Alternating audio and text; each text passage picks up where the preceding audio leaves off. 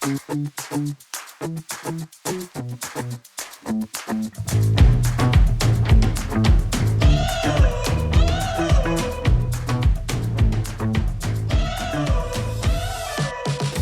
back, everyone. Marcelo is my name. I am the niche fragrance collector. This is my good friend. Yo, you guys know me, your old friend from the NFC channel, Kevin. This is the man from Oligarch. I mean, please. I mean, this is the face of Oligarch. If you want anything great, amazing, Kevin is your guy. Now, I've roped him in. He's actually helped me out with the Laboratorio Olfativo. We've done a massive collab with those guys. Have a look over here. I normally stand on this side, but Kevin wanted, this is his good side. Beautiful side. Correct. Anyway, so on this side, you'll see that we did a conversation on the spicier range within the Laboratorio Olfativo setup.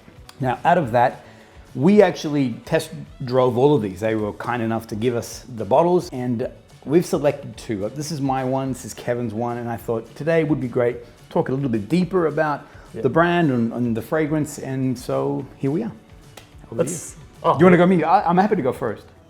No, okay. You go first. He's the guest. I feel like mine was the best pick, to be honest. I did like this one. Yeah? Because I was really tied up between two. We're going to go through this one, but special mention, my second favorite is Patchouli Full. Yeah. So beautiful. Watch that, Yeah. search it up. But today, my number one favorite was the Alambar, actually. Beautiful. This one for me was out of the spicy fragrances that we had a chance to wear. This was the more sweet gourmand feel. Right. Yeah. And here in Australia, we're right in the middle of spring, summer. Yeah.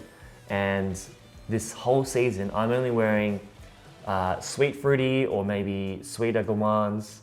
That's all I love wearing, yeah.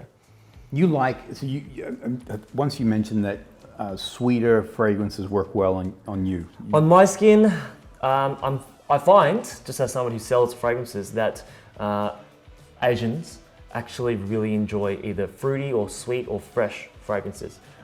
They don't really, the more earthy, woody oud scents don't sit too well on our skin. It could just be that maybe in our culture we're not used to those kind of more heavier notes, but we're really used to wearing more sweeter. Right, because I'm curious to know, you've actually intrigued me with. So are you saying that from a cultural point of view? Yes.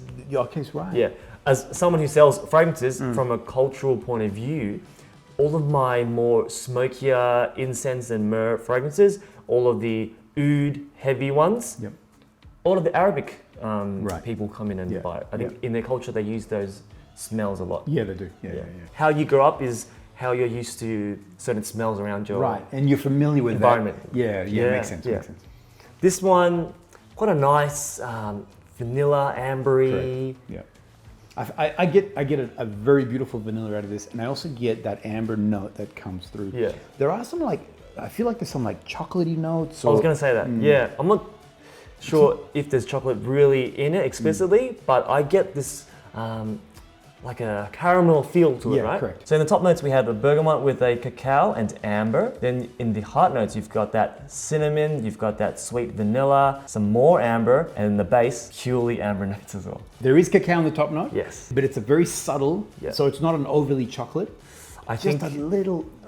The cacao with the vanilla gives it this kind of chocolate feel, right? Right. Yeah. Not a true dessert gourmand. No.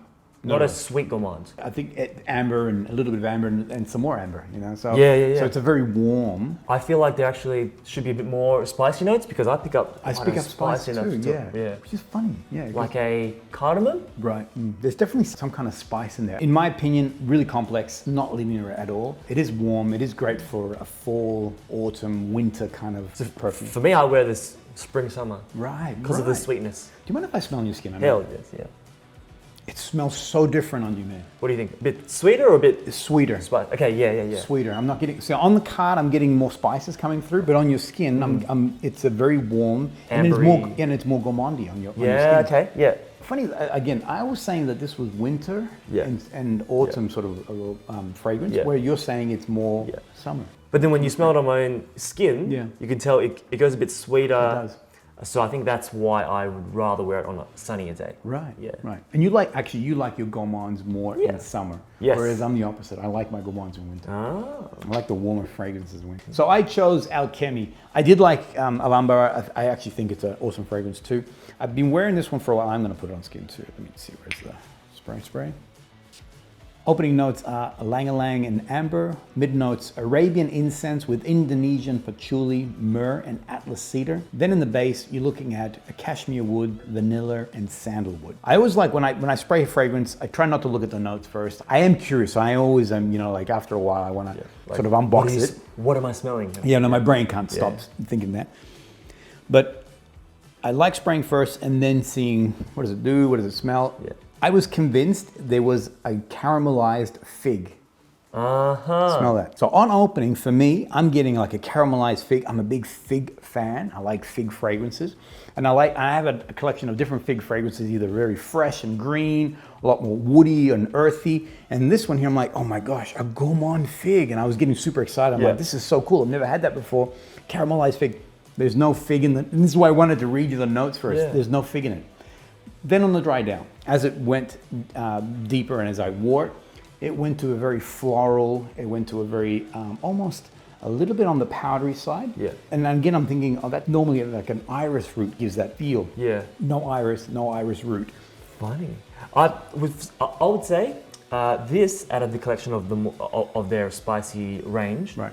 this is the most complex. Absolutely. And I actually wanted to bring this one forward because I actually think it's the myrrh. It really had me on my toes and I'm like, I need to explore and unbox this a little bit more. Yeah. I think it's the myrrh and I think it's the Arabian incense that they're using in here. It's creating something different because, and look, of course, there's sandalwood and cashmere woods in the base. So I'm sure they're the softer, sort of more creamier woods, or the lighter woods. But it's a beautiful fragrance. And I've been wearing this over winter. I don't know if I would wear it over like a spring and summer. I wouldn't. It's funny that you bring up the fig because initially, first note for me was the incense. Right.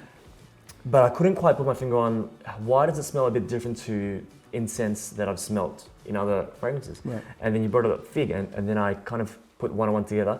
The incense has this fruity-like quality to it. Correct. Not a citrus fruit, more of, it's hard to explain. Honestly, I'm going to go to, I don't know what myrrh they're using or what this Arabian incense that they have in it, but I do believe that is playing a major part in creating something really different, unique. Yes. And on skin, this plays beautifully. Now, I found that for me, I was getting probably 5-6 comfortable hours out of it. The fragrance really stayed on me. The sillage on this is actually moderate, so it was creating a nice trail. Yeah. I'd say this would be a fragrance for somebody who isn't looking for just a linear scent. Somebody like myself, I get very interested in fragrances that evolve a lot because it's exciting. We wear it for the whole day as well. We're used to already smelling perfumes. Correct. This is something that just keeps triggering different smells when you're wearing it. And this one here has a clear 3 stages: opening in the heart, those middle notes, and then finally in the base. Did you find it goes a bit woody? No. It went, for me in the very end, it actually went slightly floral, but it's not a feminine floral. It was still had an not necessarily a masculine side to it, but definitely dark and warm. Yeah, floral. But a warm. There you go, warm floral, super complex.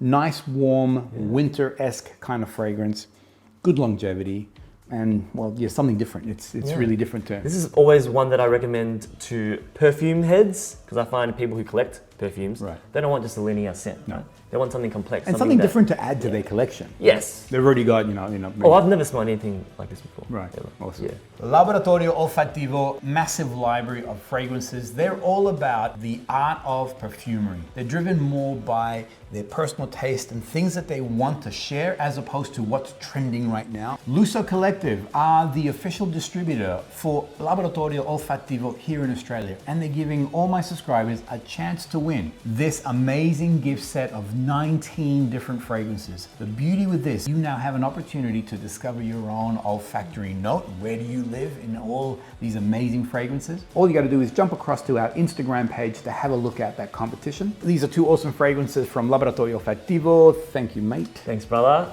First time filming in the NFC studio. Hopefully I'll be back for more. He'll be back. See you guys. We'll see you on the next episode.